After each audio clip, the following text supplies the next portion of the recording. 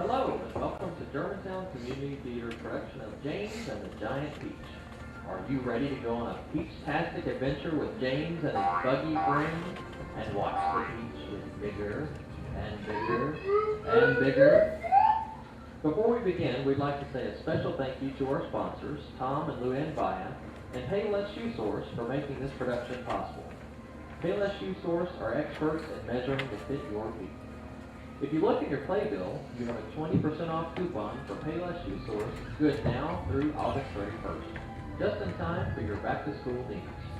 We'd also like to thank the Tennessee Arts Commission, Arts Memphis, Germantown Arts Alliance, the City of Germantown, and our creative partners for funding this production.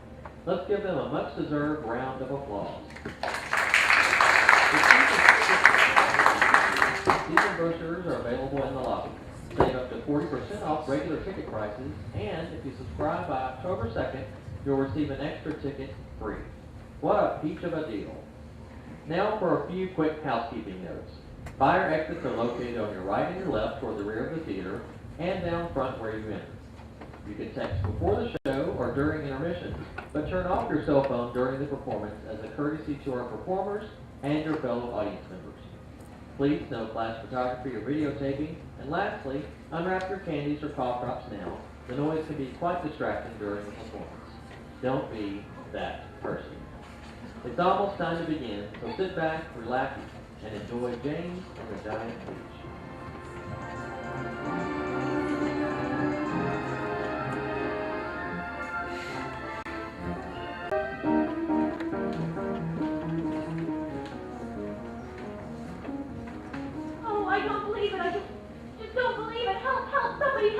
Hurry, Mrs. Trotter, hurry! Oh, can't we sit down and rest? Rest when an escaped rhinoceros is trying to eat us out? But I'm tired. It's ridiculous. It's gaining on us. Hurry! I don't think we're going to make it, Mr. Trotter. No, neither do I. Well, goodbye, Mrs. Trotter. Goodbye, Mr. Trotter.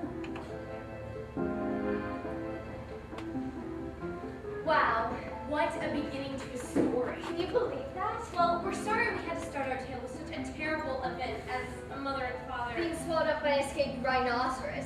But we just had to tell you. It's because of this event that our story happened. You see, life was really great for our hero, James Henry Trotter. Until this happened to his parents. Now, Well, he was sent away to live with his two aunts. Aunt Sponge, And Aunt Spiker. and we are sorry to point out But we must. that they were both really horrible people. They were selfish And lazy. and cruel. And right from the very beginning, they started beating poor James for almost no reason at all. They never called him by his real name, but always referred to him as, You miserable creature. or, You disgusting little beast. or, You filthy nuisance. and they certainly never gave him any toys to play with. Or any picture books to look at or read. His room was as bare as a prison cell. They lived, Aunt Sponge, Aunt Spiker, and now James as well. in a queer ramshackle house on the top of a high hill in the south of England. The hill was so high that from almost anywhere in the garden, James could look down and see for miles across a marvelous landscape of woods and fields. And on a very clear day, if he looked in the right direction, he could see a house far away on the horizon. Which is the house he used to live in with his beloved mother and father. And just beyond that, he could see the sea itself, A long, thin streak of blackish blue like a line of ink. beneath the rim of the sky. Then there came a morning when something rather peculiar happened to him. It all started on a blazing hot day in the middle of summer. Aunt Sponge Aunt Spiker and James were all out in the garden. James had been put to work, as usual. This time he was chopping wood for the kitchen stove. Aunt Sponge And Aunt Spiker were sitting comfortably in deck chairs nearby, sipping tall glasses of lemonade. and watching to make sure that he didn't stop work for one moment. Let's take a closer look at what's happening. I look and smell, I do declare, as lovely as a rose. Just feast your eyes upon my face, observe my shapely nose. Behold my heavenly silky locks, and if I take off both my socks, you'll see my dainty toes. But don't forget, my dear old Sponge, how much your tummy shows. Why, Sponge, you're red. Go soak your head. My sweet, you cannot win. Behold, my gorgeous curved shape, my teeth, my charming grin. Oh, beauteous me. How I adore my radiant looks, and please no purple on my cheek. My dear old trout, to the road I'll shout, you're only bones and skin. Such loveliness as I possess can only truly shine in Hollywood, I do declare. Oh, wouldn't that be fine? I'd capture all the nation's hearts. They'd give me all the leading parts. The stars would all resign. I think you make without mistake a lovely Frankenstein. What's the matter with you? Gee, Aunt Spiker, I feel as if I'm going to faint. Stop that right now and get back to work, you nasty little beast! Oh, Auntie Sponge and Auntie Spiker, couldn't we all please, just for once, go down to the seaside on the bus? It isn't far, and I feel so hot and awful and lonely. Why, you lazy, good-for-nothing brute. Beat him! I certainly will. I shall beat you later on in the day when I don't feel so hot. Now, get out of my sight, you disgusting little worm, and give me some peace. It was at this point that the first thing The rather peculiar thing. happened to James.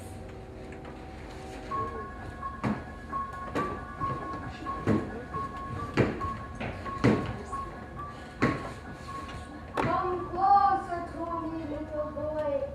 Come right up close to me, and I will show you something wonderful. You see this? You know what this is, my dear. You know what's inside this little bag. Take a look, my dear. Listen to them. Listen to the loom.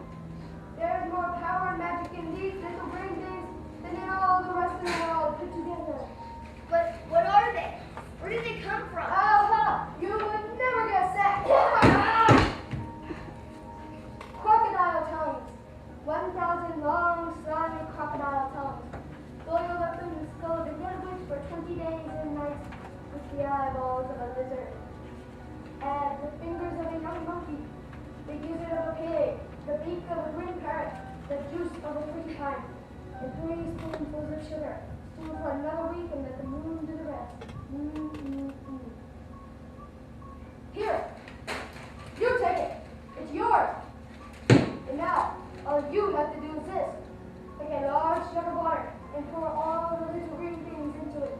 Then, one by one, add 10 hairs from your own head. That sets them all. In a couple of minutes, the water will begin to froth and bubble furiously. And then you must quickly drink it all down, the whole jugful, in one go. Then you will feel it churning and boiling in your stomach. Steam will start coming out of your mouth. And immediately after that, marvelous things will start happening to you. Fabulous, unbelievable things. And you will never be miserable again in your life. Because you are miserable, aren't you? You needn't tell me. I know all about it. Now, off you go and do exactly as I say. Don't let those little green things in there get away from you. Because if they do escape, they will begin working their magic upon somebody else instead of you. Whoever they meet first, be it bug, insect, animal, or tree, that will be the one who gets the full power of their magic. Now, off you go. Don't wait. Hold on tight. Now's the time. Hurry! No. What am I going to do? Well, I suppose I could try to pick them up. Wait. Why, they're burrowing into the ground. I can't seem to get them. I can't get them. They're gone. They're all gone. But where have they gone to? There's nothing down here except the roots of an old peach tree and a whole lot of insects and other bugs. Get up and watch you lazy little beast. Get back over there immediately and finish chopping up those logs. Why don't we just throw the boy down by the bucket and leave him there for the night? That ought to teach him not to laze around like this the whole day long. That's a very good idea, my dear Sponge. But let's make him finish chopping up the logs first. Be off you at once you hear his brat do some work. Sponge, come here and look at this.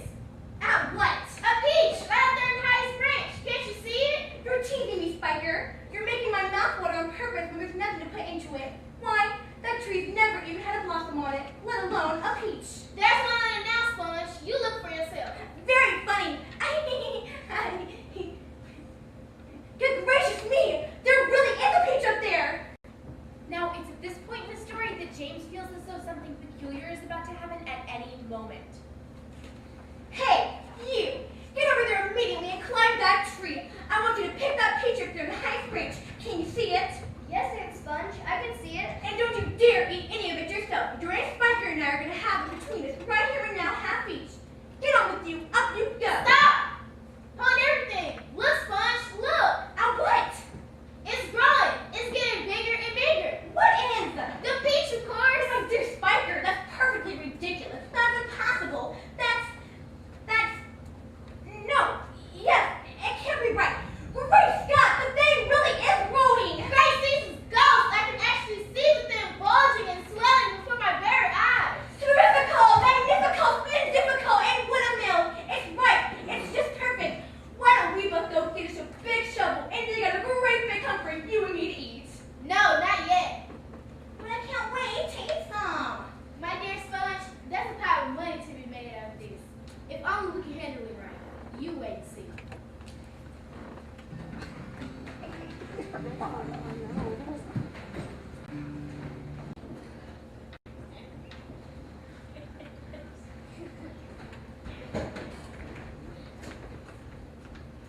Roll up!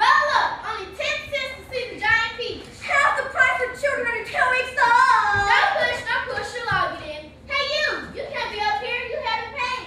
It'll cost you double to bring in a camera. Okay, we don't care. I wish we could touch it. I wonder what it tastes like.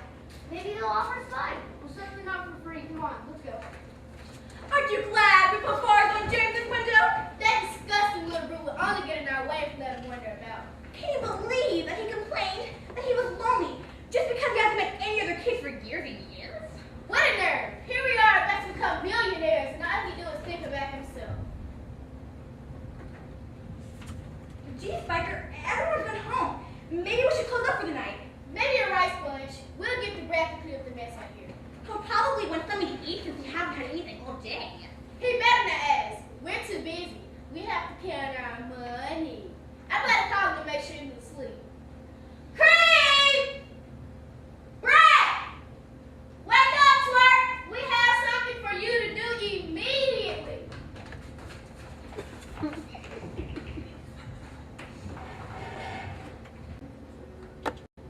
Gee, it really is dark out here tonight. It's strangely quiet. I don't even hear a sound. Boy, am I hungry. Well, I suppose I should be more considerate of my aunts today. Aunt Spiker says that all I do is sleep by myself. Maybe she's right. Gee, kind of spooky. Can you imagine how James feels right now? Have you ever been out alone on a dark, quiet night? Well, here's where James knows. He can just feel it in his bones. That something stranger than ever is about to happen to him. He's sure of it. He can feel it coming. Everything is so different. Suddenly the whole place seems alive with magic. Wow. Feels soft and warm. It's a little furry, like the skin of a baby mouse.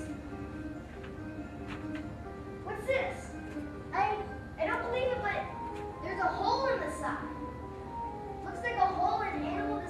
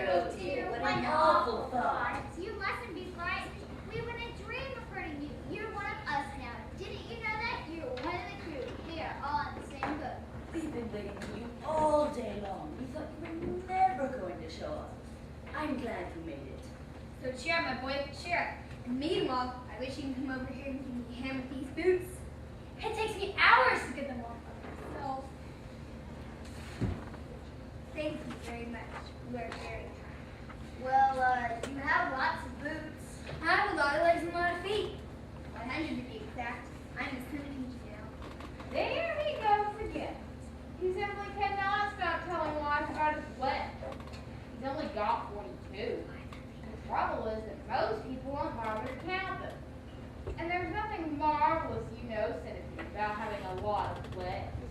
Poor earthworm. He's blind, and he can't see how splendid I look. In my opinion, the truly marvelous thing is to have no legs and to be able to walk just the same. You call that walking? You're a slither. And that's all you are. You slither along. I lie. You are a slimy beast. I am not a slimy beast. I'm a useful and much loved creature. Ask any gardener you like. And as for you, I'm a pest. And he's so proud of that. For the life of me, I cannot understand why. Oh, please, excuse me. My name is Ladybug. Pleased to meet you. I'm the only pest in this room, unless you count the old green grasshopper over there. But he's too old to be a pest. Young fellow, I am Grasshopper. He is rather old, but not a pest. I am a musician. Well said, Ogre Grasshopper. In case you have guessed by now, my name is Spider. James! Your name is James, isn't it? Yes. Well, James, have you ever in your life seen such a marvelous and compulsive centipede as me? I certainly haven't. How on earth did you get to be like that? Very peculiar. Very, very peculiar indeed. I was missing in the garden underneath the old peach tree. Suddenly, a funny little green thing came wobbling past my Oh, nose. but I know what that was. It happened to me too. And me. Some of the little green things everywhere. The soil was full of them. I actually swallowed one. So did I. I swallowed 3. But who's telling the story anyway? Don't interrupt. Not now, Centipede. Why don't you get to the top and get started? What's going on? In case you don't know it, we are about to depart from this ghastly hill we've all been living on for so long. We are about to go away to this great big, beautiful peach to land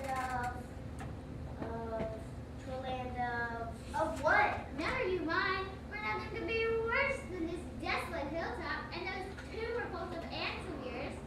Here. You may not have noticed it, but the entire garden, even before it reaches the steep edge of the hill, happens to be on a steep slope.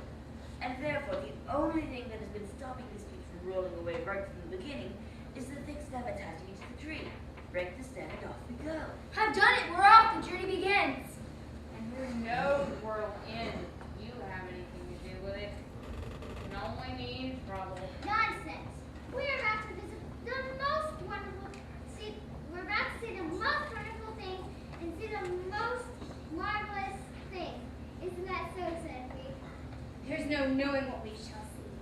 We may see a creature with 49 heads who lives in the desolate snow. And we never catches the cold. Which jerk. He has 49 noses to both. You may see a dragon nobody knows, though we won't see a unicorn there. You may see a terrible monster with toes growing out of his tufts of his hair.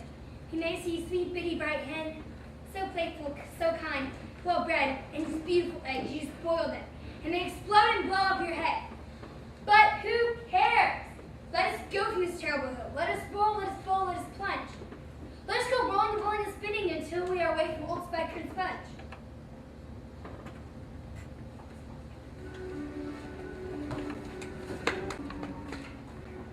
Gee, Spiker, why did we have to get up so early? Why? It's so dark outside. Well, if an early bird catches the worm, then 2 early ox will catch the sucker. That's funny. I don't get it, Spiker. What do you mean? Money. Get a sponge, we have to make money. M-O-N-E-Y. Money. We should make a fortune today. Just look at all those people coming up here. I wonder what became of that horrid little boy of ours last night. He never did come back in, did he? He probably fell down in the dark and broke his leg. Or his neck, maybe? Just wait until I get my hands on him. He'll never want to stay out all night again. What's that awful noise? Spiker, I know that sounds silly, but it looks as if the fishes and the peaches. Are you ill, Sponge? You must be. Oh no, it can't be. Move, Spiker, out of the way now. Shut up, Sponge, me first. No, stay away! I wonder what that noise was. Don't ask. Well, anyway, you'll never believe it. But the giant peach is still moving. It's rolling and bouncing down a steep slope at a terrific pace. It's going faster and faster and faster. And the people who were climbing have suddenly caught sight of it plunging down upon them. They're screaming and scattering to the left and to the right. It's just knocked over a telegraph pole and flattened 2 parked cars. It's rushing madly across about 20 fields. Just look at the cows and sheep and horses stampeding in all directions. Hey, you would scatter too if the giant peach was coming down on you. Wouldn't you? Oh dear. It's rolling right through that village. I don't believe it, but it just went crashing through one of the giant walls of Wonka Bucket Chocolate Factory. In fact, there's now a great river of warm melted chocolate flowing through every street in the village. Will it ever stop? But then, why should it? A round object will always keep on moving as long as it has a downhill slope. Really? Yeah. Huh.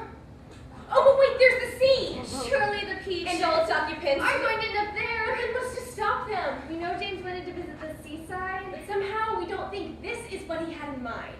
It's heading for those towering white cliffs that are the most famous in the whole of England. The cliffs are hundreds of feet high. Below them, the sea is deep and cold and hungry. Many ships of men have been swallowed up and lost forever on this part of the coast. The peach is now only 100 yards away from the cliff. Now 50. Now 20. Now 10. Now 5. It's gone over. Down. Down. Down. Smack. What a colossal splash. Wow, it sank like a stone. Oh wait, I think I see. Yes. Yes, I see something. Look over there.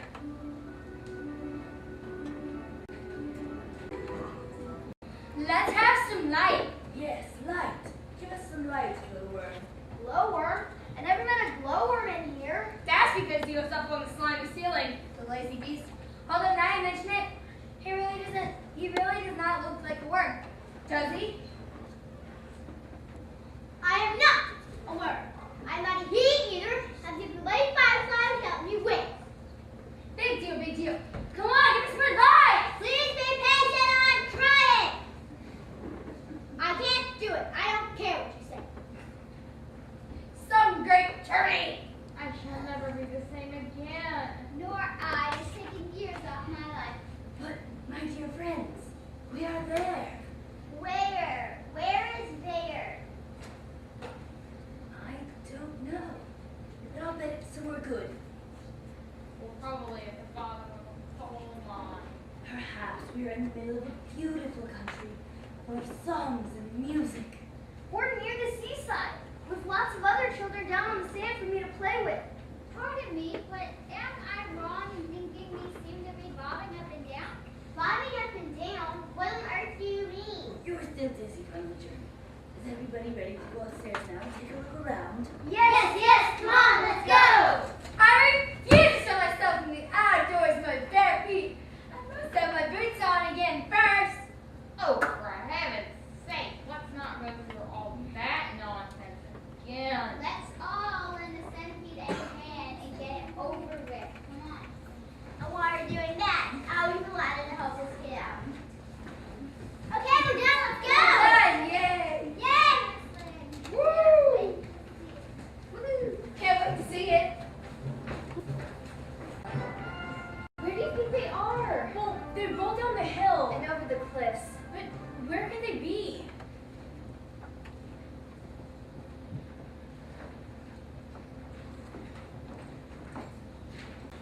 But this is impossible. I told you we were bobbing up and down. We're in the middle of the sea. But where are the fields? Where are the woods? Where is England? Ladies and gentlemen, I am afraid we find ourselves in a rather awkward situation. Awkward. We are finished. I may be blind, but that much I can see clearly. Off my boots. I can't swim with my boots on. I can't swim at all. Nor can I. Nor I! But you don't have to swim. We're floating beautifully. And sooner or later, a ship is bound to come along and pick us up. Are you sure we're not sinking? Of course I'm sure. Look for yourselves.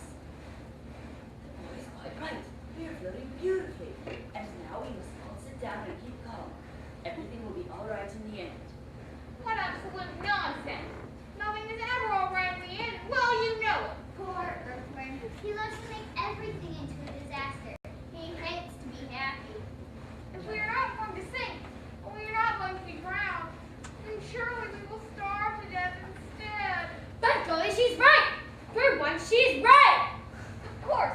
always right. We shall get thinner and thinner, and thirstier and thirstier. I can feel myself shriveling up already for want of food. Personally, I would rather drown. But you must be blind. How cruel! You know perfectly well that I am blind. There is no need to rub it in. I didn't mean that. I'm sorry. But can't you see that? See? How can I see if I am blind? Can't you realize that we have enough food here to last us for weeks and weeks? Where? Why, the Peach, of course. Our whole ship is made of food. Jumping Jehoshaphat! We never thought of that! My dear James, I don't know what we do without you. You are so clever. You must be crazy. You can't eat the ship. It's the only thing keeping us up. We shall starve if we don't. And we shall drown if we do. Oh dear, now we're worse off than before. But you can eat all you want. It would take us weeks and weeks to make any sort of dent in this enormous beach. Surely you can see that. By golly, he's right again. An excellent idea. What are you looking so worried about, Earthworm? What's the problem? The problem is that there is no problem. Cheer up, Earthworm! Come and eat! Delicious. Just fabulous. You know, James, this peach is even better than those tiny little green fireflies that live on the rose bushes. And flies were never as good as this. What a flavor! It's terrific, and there never has been. She knows I tasted all the finest foods.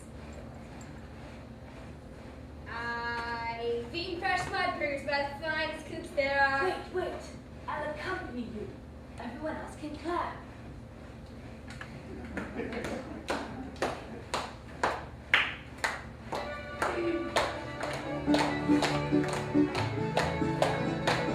I eat fresh mud burgers by the finest cooks there are. Scrambled eggs and sweet games in the morning, sweet and tart. Back and crispy, roasting on and piece of butter and toast. It's fine with porcupines and then a gorgeous roast. A dragon's flesh bone and freshly cooked and found your post. It comes to you from barrels and roast. In a room and birthday, I shall know you what I chose. A noodle's made from poodles on a slice of dark toast.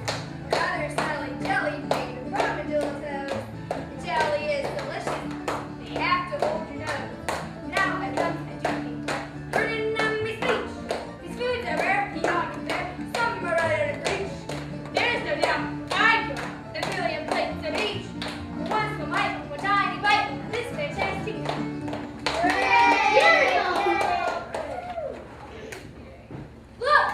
Look at the funny thing like thing going through the water. There are two of them. There are lots of them. What are they? Probably some kind of fish. Come along and say hello. They're sharks. I bet you anything you like, they're sharks and they've come along to eat us up. What absolute rot. I am positive they're sharks. I just know they are sharks. And assuming they are sharks, still can't be any danger if we stay up here. There. Look, they're swimming towards us. Go away, you filthy beast. Look at the size of their jaws. Oh dear, they're attacking. We are finished now. We have the whole piece and there'll be nothing left for us to stand on. And they'll start on us. She's right. We're lost forever. Oh, I don't want to be eaten. But they will take me first of all because I'm so fat and juicy and have no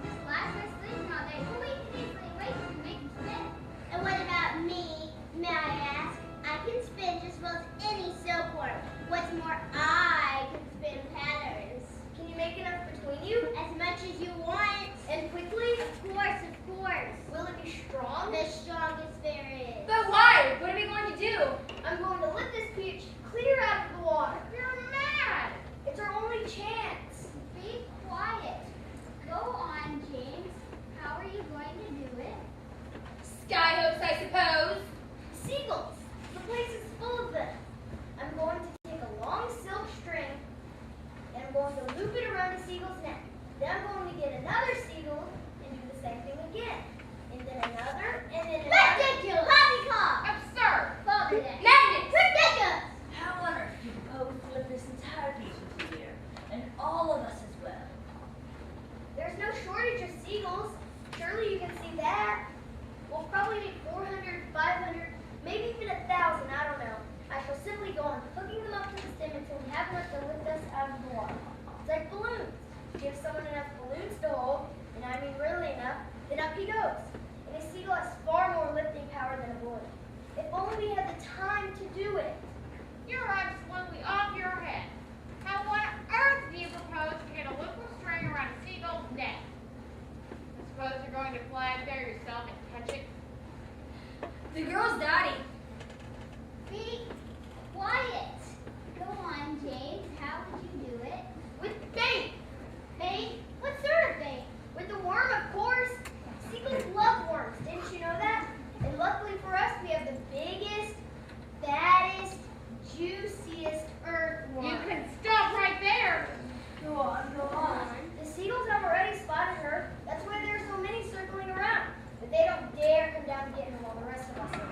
So this is what we'll do. Stop! Stop! Stop! Stop! I won't have it! I refuse! My dear earthworm! We're going to be eaten anyway. So what's the difference what sound it makes? Whether it's sharks or seagull! I won't do it! Why don't we hear what the plan is first? I don't give a hoot what the plan is! I'm not going to be pecked at by a bunch of seagulls! I won't let them touch you. But we've got to hurry. Now this is what we'll do.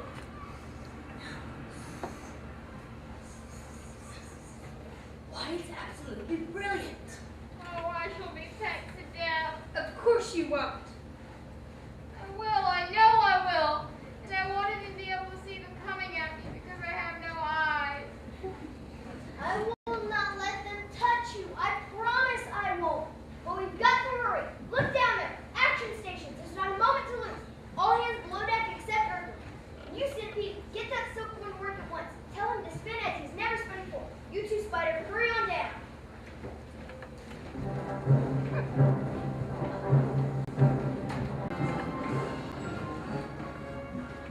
This is a 502nd seagull. I think this one will do it. Oh, I don't like this at all. Hurry, James. Quiet down. Just be thankful. Still alive. Oh, Miss James, such a clever idea. Yes, I marveled. Just capture seagulls using bait. Yes, it is a splendid idea. No, you're Bait! It's working! I can feel it slinting! Look, everybody, it's working! Oh, isn't it beautiful? What a marvelous feeling! And I'm not hurt! You were very brave, Earthworm. Goodbye, sharks! Oh boy, this is the way to travel. Why? You could almost see forever from up here. How can you see? Oh, look! There's a ship below us! It looks like a big one. Not 3 funnels. You can even see the people on the decks. Let's wait! You think they can see us? What an adventure! Can you believe it? Now, neither James nor any of the others knowing that the ship that is passing under them is actually the Queen Mary sailing out of the English Channel on her way to America. And on the bridge of the Queen Mary, the astonished captain with a group of his officers. All of them gaping at the great round ball hovering overhead. Look at that up there in the sky! Look at that beach. Should we be afraid? It's so big. Do you think the captain and crew have seen it? I'm sure the captain and crew have seen it. I don't like it.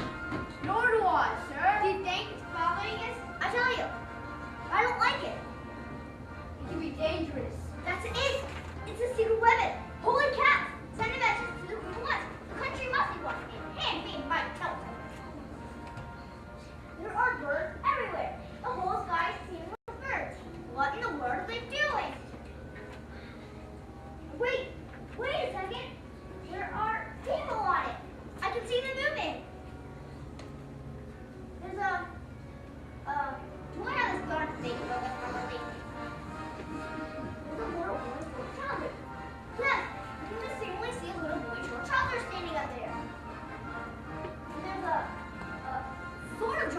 ladybug. Don't you swim to Captain?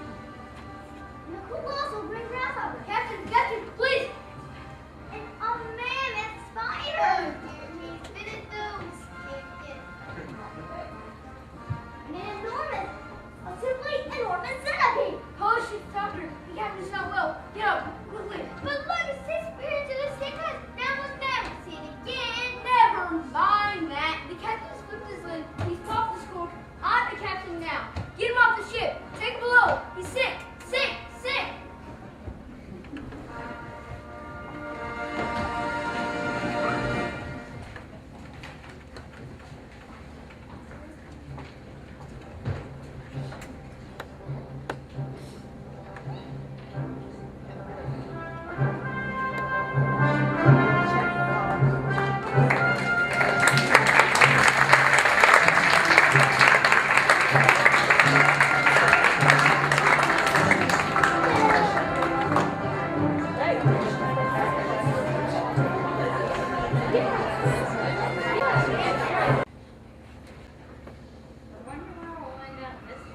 Who cares? Seagulls can go back tonight sooner or later. Wow. Didn't it seem as if the people on the ship really got excited when they saw us? But then again, I suppose we do seem a little peculiar. What do you mean, James? Well, what I mean is What he means is that we all look mighty strange to human beings. And why wouldn't we? After all, they have their size of heads. doesn't everybody? Where, for example, do you think I keep mine? I don't know. Right here, one on each side of my tongue. And without striking a penny, I gobble up all the nasty little insects that are gobbling up the farmer's crops. I am the farmer's best friend. I think you're wonderful. Seems that almost everyone around here is loved. How nice is it? Not me. I'm a pest. Proud of it. Oh, I'm such a dreadful and shocking pest. Here. What about you, Spider? Aren't you also much loved in the world? Oh, no. I'm not loved at all, yet to do nothing but good. All day long I catch flies and mosquitoes in my webs. I am a decent person. I know you are. It is very unfair the way spiders are treated. Why, very last week there was a horrible ant sponge which my poor dear father down the drain in the bath. Much often off the corner in the ceiling. It was ghastly. But isn't it unlucky to kill a spider? Of course it's unlucky to kill a spider. Look what happened to Aunt Sponge after she done that. Bam! All for traffic. Me? Peach went over her. It was satisfactory. Can you sing us a song about it, please? Oh, green grasshopper, come to me again.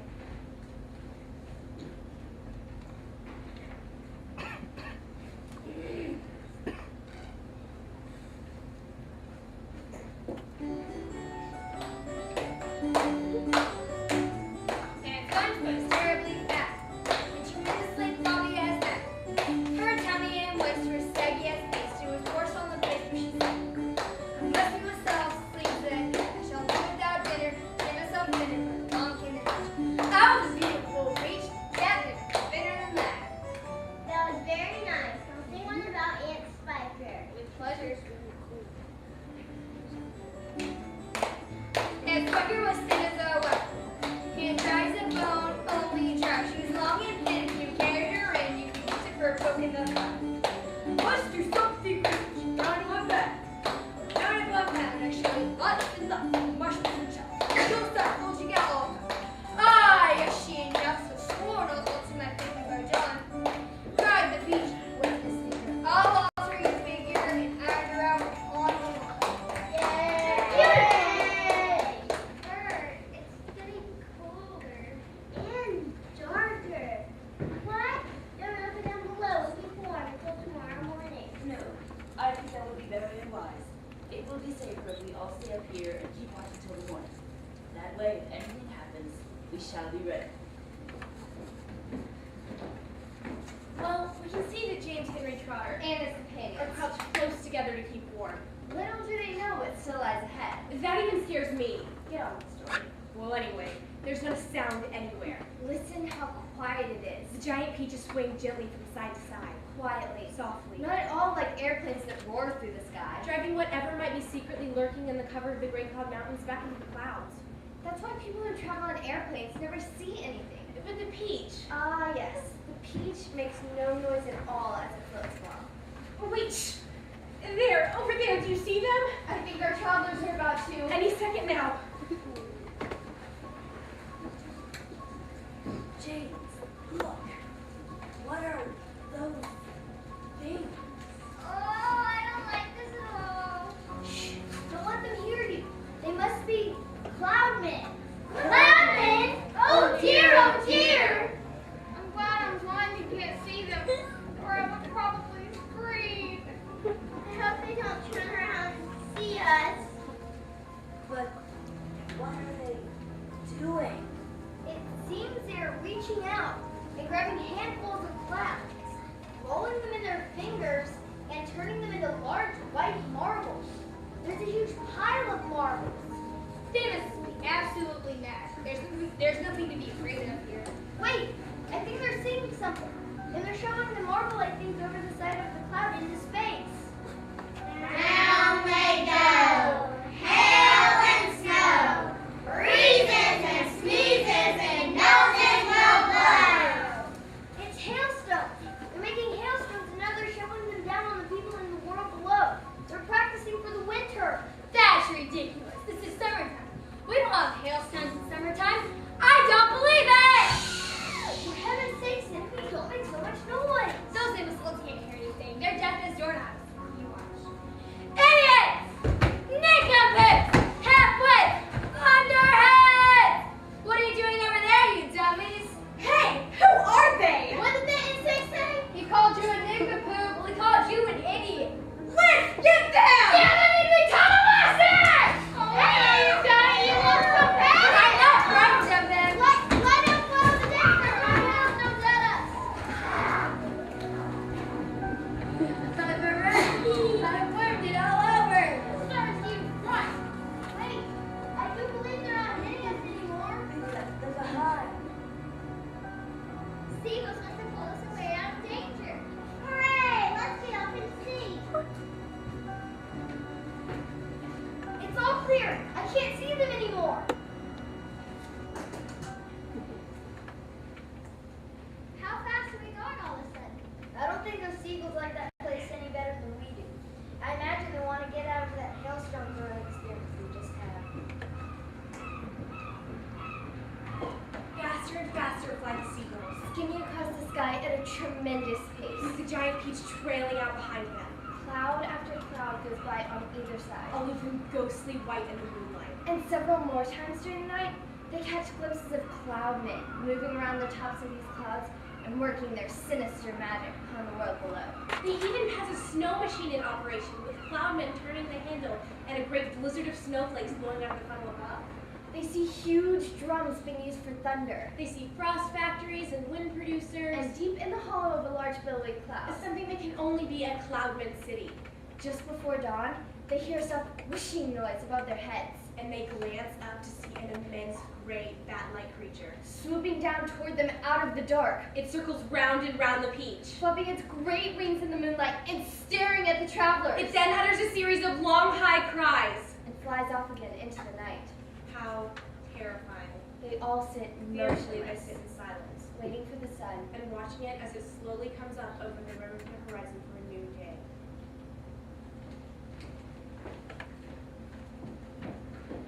Look! There's Lamplow! He's really Hooray! It looks like streets and houses! But how enormous it all is! And what tremendous tall buildings! I've never seen anything like that before in England. This couldn't possibly be England. Then, where is it? You know what those are? Those are skyscrapers. This must be America. And that, my friends, means we've crossed the Atlantic Ocean overnight. It's incredible! It's unbelievable! It's impossible. Oh, I've always dreamed of going to America. I once had a friend who Be had it. quiet. Who cares about your friend? What we've got to think about now is how on earth are we going to get down on Earth? Ask James. I don't think it should be very hard. All we have to do is cut loose a few strings from the stem of the peach. Not too many, mind you, but just enough so that the seagulls can't quite keep us up in the air. Then, slowly and gently, she'll float back down. The centipede will bite through the strings one at a time for us. Oh my goodness, I forgot to polish my boots. Everyone must help me polish my boots before we arrive. Oh, for heaven's sake! Can you ever stop thinking about? What is that? I don't believe it, but an airplane just flew by. It has sliced through almost every one of the silken strings as it went by. We're falling. James, surely there must be something you can do. You've always had the answer before. Think! I'm sorry, I don't have the answer. Just shut your eyes, everybody. It won't be long now. It's the Goodbye, everybody.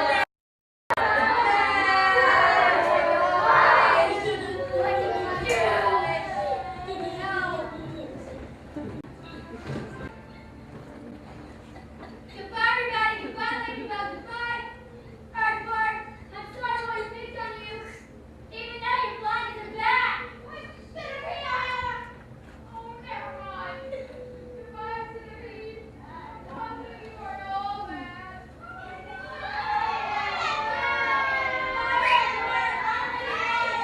We're not dead. We're not. We're not dead. We're not dead. It seems we have landed on the heel of the Empire State Building. You're kidding. Don't worry, they'll get us down. James, why are those people hanging out their windows cheering for us? And all those people are down the street waving hats at us. Maybe it isn't heroes. You know what? I think you're right. They think we're heroes.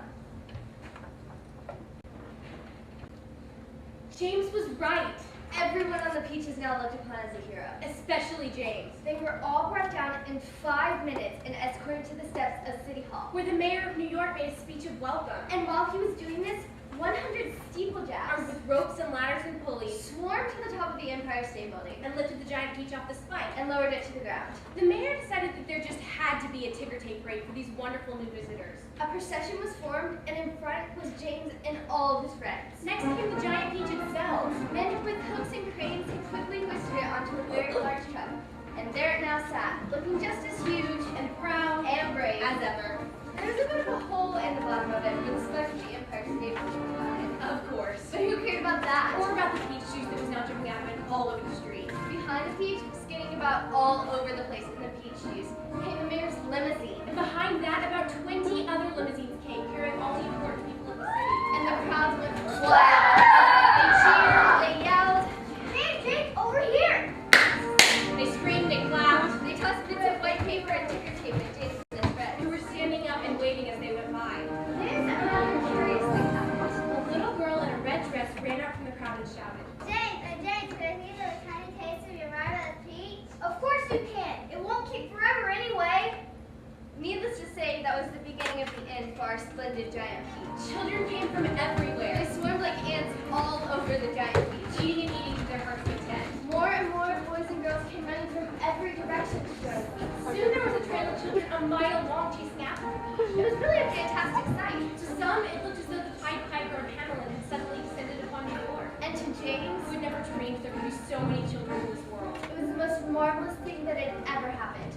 By the time the procession was over, The whole gigantic fruit had been completely numb, and only the big brown stone in the middle licked clean and shiny by 10,000 eager little tongues. was left standing on the track.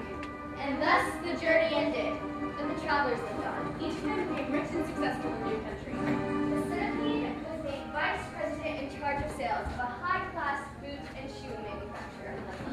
The earthworm, With her lovely pink skin, was employed by a company that made women's face creams to do commercials on television. The silkworm and spider after they had been taught to make nylon thread instead of silk, set up a factory together and made ropes for tightrope walkers. The glowworm became the light and set the torch on the Statue of Liberty. and thus saved the grateful city from having to pay a huge electric bill every year, The ogre grasshopper became a member of the New York Symphony Orchestra. where his playing was greatly admired.